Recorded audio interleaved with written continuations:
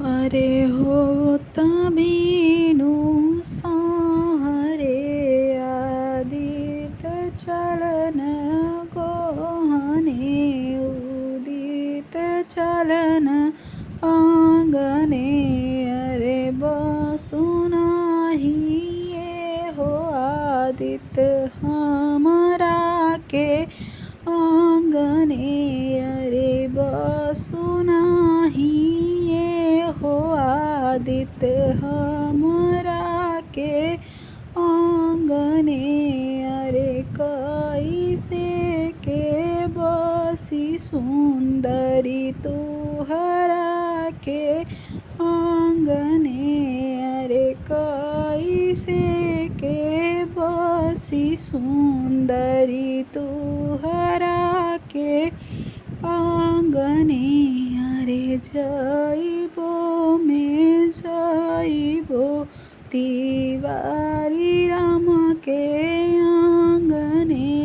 अरे जाइबो में जाइबो तिवारी राम के आंगने। अरे गैया के गोबरा लिपाला उनके आंगने।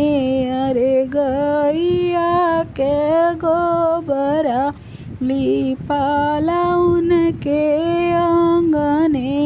अरे गजमोती चौक पुराला उनके आंगने।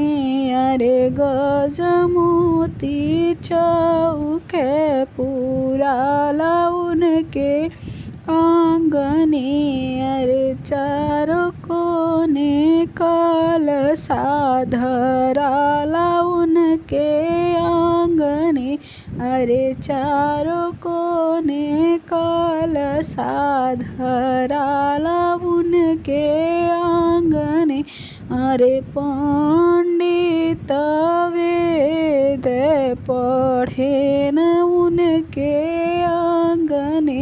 अरे पंडित वेद पढ़े न उनके आंगने। अरे विप्र ही भोजन करे न उनके आंगने। अरे विप्र ही भोजन करे न उनके आंगने। अरे जाइबो में जाइबो तिवारी राम के